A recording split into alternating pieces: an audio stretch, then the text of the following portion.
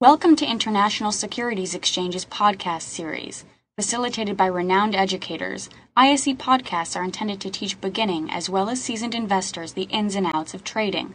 To find an updated list of podcasts, please visit www.ise.com/podcasts. Please be sure to listen to our important message following this episode regarding the risks of investing in exchange-traded options. So if we look here at a chart here, or basically a breakdown of the particular different components of this strategy at different market conditions, you can see here right now with the underlying security at 107. On expiration, if the pair value is still sitting at 107, all right, we're going to lose the entire premium of the call.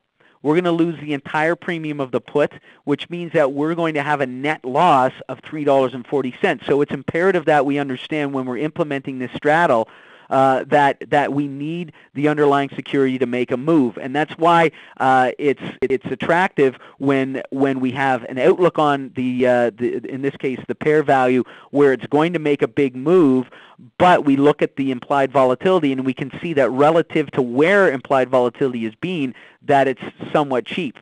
So as the pair value moves, let's say, to the downside, you can see that the risk on the call option is that $1.90 we've paid for the premium. So as the pair value drops down to 105, down to 102, and down to 100, you'll see that we've lost the entire premium on the call side. The idea is that as the call is depreciating in value, the put option is increasing in value such that we are now beginning to profit. So the drop from 107 to 105, you can see that we've lost 190 on the call, but we've gained back 50 on the put, and this is on expiration.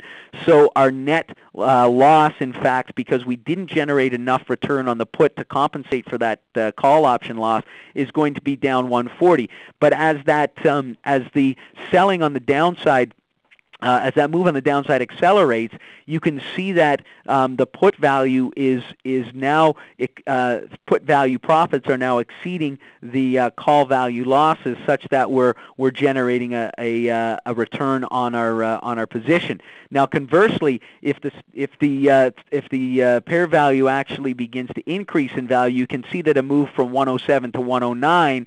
In fact, on expiration, nets out, based on what we paid for the premium, a $10 profit. But, of course, the put option is going to expire worthless. Consequently, our loss on that position is going to be mitigated, but at the same time, we're going to see a loss not of the full premium, but of at least $140 here.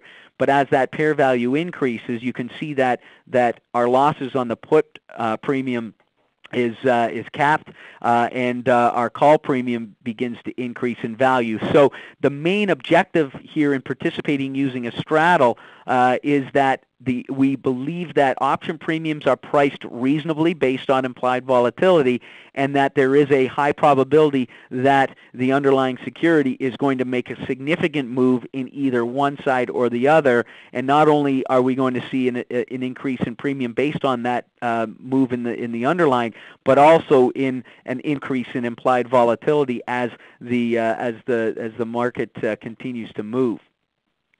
Now, you can see here, this is essentially what's known as a risk graph, and what we're looking at here is a risk graph of a standard straddle strategy with the actual price point of the option strikes being in the middle here, and you can see that we assume a loss on either side up until either the calls or the puts, the puts or the calls compensate for the difference in the loss of the other.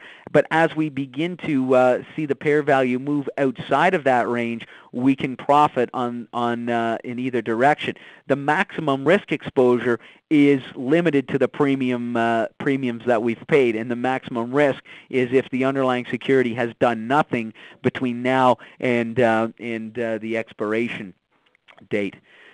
Now, the other type of strategy that we can implement in a similar fashion is known as a strangle, and we're still in this case buying a call or buying buying a call and a put option. But in this case, and again on the same pair value, but in this case we're actually using different strikes. So all of the components are the same. We're buying a call and we're buying a put. We're looking at the same pair value, same expiration, but we're actually looking at different strike prices. So in this case, I was looking at the U.S. Versus the Australian dollar here, and once again, what you can see here is that the current implied volatility of, and this is through the FXoptions.com site, but the current implied volatility is sitting around 14 to 15%. If you look at the 52-week high, it's sitting upwards around 29%, 52-week low down around 11% to 11.5%. So if one anticipated that the U.S. dollar was going to increase in value or decrease in value over the next month against the Australian dollar, but you weren't sure what direction it was going to go, then ultimately you could look to take advantage of this strangle strategy, and with the implied volatility being relative to the 52-week high being relatively low, much closer obviously to the 52-week low, you might think that those options are priced reasonably for being a buyer of both the call option and a put option. Now, moving forward, let's say that the AUX is trading at 115.5, and we want to participate by using a strangle. We could buy one March 116.5 call option and pay $2.20, and we could then conversely buy one March 114.5 put option and pay $1.40 for a net cost basis of approximately $3.60. Of course, this doesn't include commissions. So the idea is that we're expecting a move in the underlying pair value significant enough to compensate for the premium that we're paying for this particular strategy. Now, looking at this particular strangle at different prices, you can see here that our starting price is 115.5. Now, as the pair value decreases in value, of course, the call option on expiration is going to be worth 0. And so you can see that we've now realized a full loss of that premium, which in this case is $220 or $2.20 per contract. If the greatest risk, of course, is if the underlying stays the same, we lose the entire premium of the call option, we lose the entire premium of the put option, and consequently our net loss on that position is $360 or $3.60 per strangle. Now, as the pair value drops down to 112.5, 110, and so on and so forth, you can see that the put profits begin to increase and compensate for the loss in the call option, such that if we had a downside target, say, of 108.5, the net profit on that strangle would be $340 when considering the loss on the call and adjusting for the profit on the put option based on that move. Consequently, as we begin to see the pair value trade higher, as we hit 118, 120.5, and 122, you can see that, again, our put option is losing value.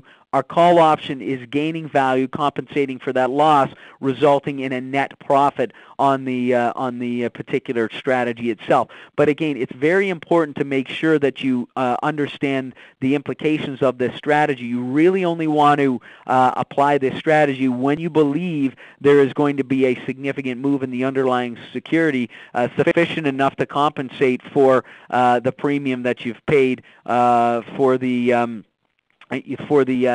actual straddle itself. So this type of strategy, whether you're going to be a straight-up call option buyer or a straight-up put option buyer based on your outlook, when we're going through periods of relatively low implied volatility, what the market is suggesting is that options are priced reasonably, and it's a good opportunity to be an options buyer. Thank you for listening to our podcast. To find more podcasts on options, stocks, alternative markets, and market data, please visit www.ise.com/podcasts.